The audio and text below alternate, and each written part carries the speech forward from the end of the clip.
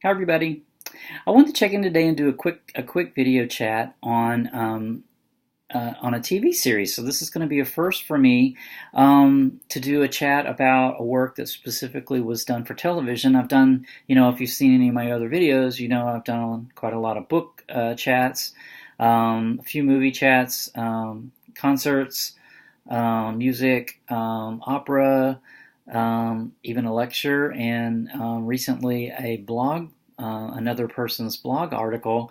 So I've done chats about all of these sorts of works, but I've yet to do a chat on a work for television until now. So this is the first. So what I want to talk about briefly today is Stranger Things. So this is a Netflix original series. It's produced by the Duffer Brothers, and it has it's sort of their homage to the 80s. So what it does is it takes quite a lot of maybe the threads of popular culture from the 80s, in this sort of science fiction thriller kind of genre, and weaves them all together into a story for today. And the series itself is set in 1983, so definitely got this 1980s vibe, but it also feels very now. So what I'm going to do on this chat today, though, is I'm gonna just give sort of my meta view, not a meta review. I'm not going to review the series about a critique of it. It's just sort of my general takeaways from the series as a whole. And I my chair's moving. So I'm not going to give away any spoilers necessarily. I'm not going to go through in detail of who's who and what happened, because I'm just going to be really sort of talking about my overarching themes of takeaways.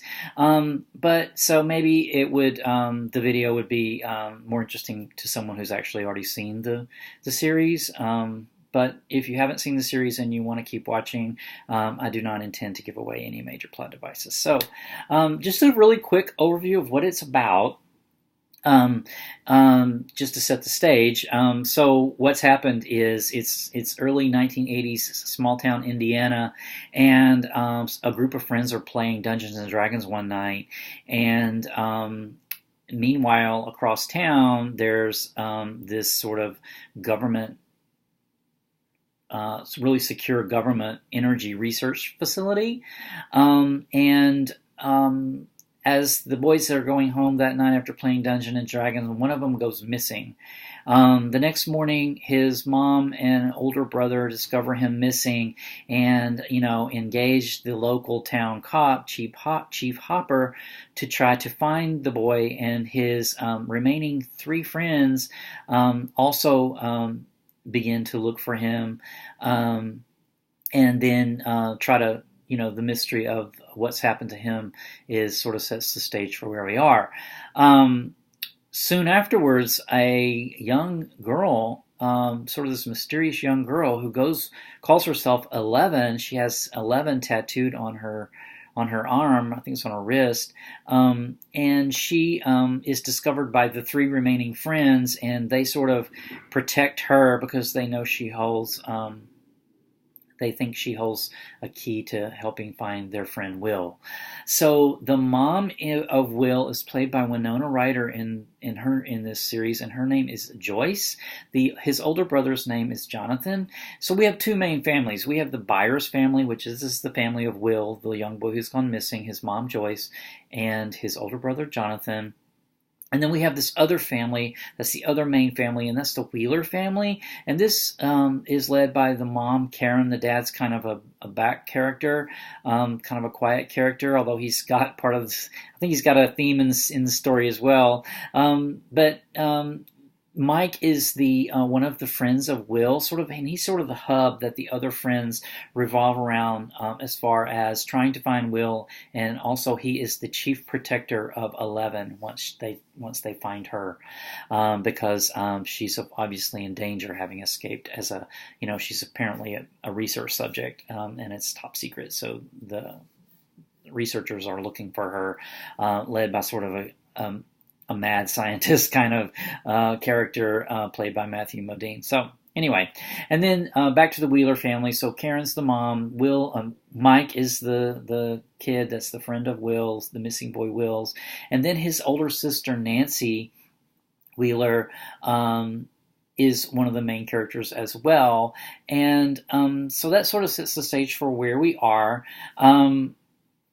So I think the story seems to be about this missing boy and the search for him, and really it is. It's a thriller based on that. It's a mystery, but to me the real story about the characters revolve around the women of the women of the series. To me, just are such interesting characters.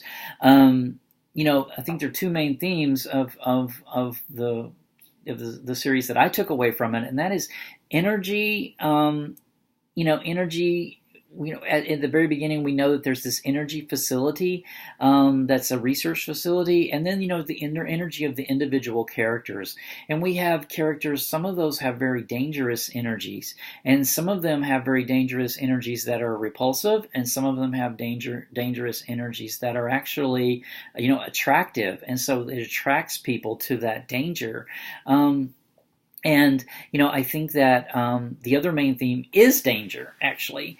And I think that one of my big meta views of this taking away was how these dangerous people and these dangerous people with this dangerous energy sits right next to us in our everyday life, and we don't necessarily, sometimes we're not aware of it, sometimes we're actually drawn to it, and sometimes we recognize it and are afraid of it. So, a bit more about that, I guess, when we can talk about the women characters, like I was mentioning. So, there are these protective characters or energies, people who have protective energies, and I think that this is really embodied in Karen Wheeler, the mother of Mike Wheeler and Nancy.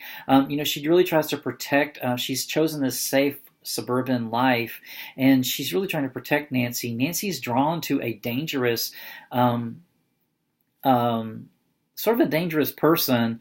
In addition to dangerous people, there's also dangerous, forces at work, and then there's dangerous realms. So there's dangerous, realms, and so one of these realms, I think, is this. Definitely, it's the government research facility. That's a dangerous realm, and then the another dangerous realm that I saw was this high school clique that Nancy's drawn to. It's sort of a cynical, kind of the mean kids. They're popular, but they're mean, and she's kind of a good student and a nice person. Yet she's drawn to one of the boys in this group, and her friend Barb tries to protect her, and so does her mother, and tries to sort of intervene, but she's drawn to that danger. And then, on the Byers family side, Joyce Byers, we kind of see this too, because we get the picture that Joyce has had a dangerous man in her life. Her ex-husband, the father of Will and Jonathan, is sort of this dangerous man that comes in and out of her life, and she is drawn to him still. You can sort of tell, and this is sort of a danger. But then the chief of police is also sort of a protective character who. Through the course of the story, we realize, has a past where he's tangled with other forces of, that dangerous forces in his past that he couldn't defeat. He couldn't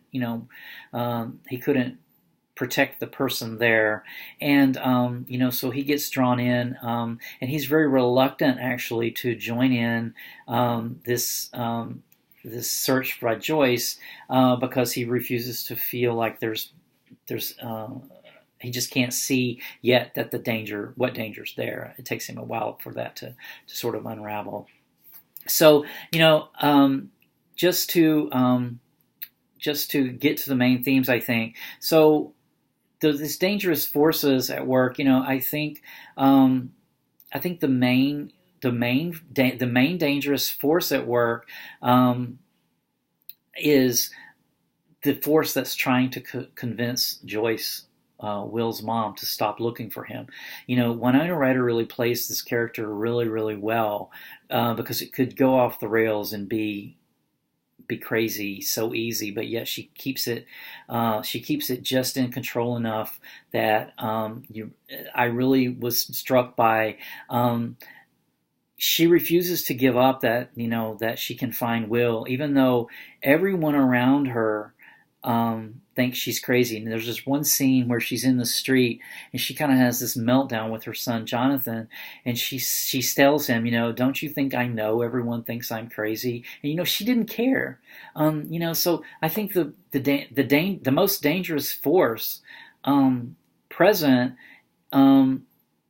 was the force that was trying to convince Joyce to conform and give up, because the safe thing to do would be to listen to every single person around you and give up and conform. But she absolutely refused to do that, and so to me, that was the main dangerous force.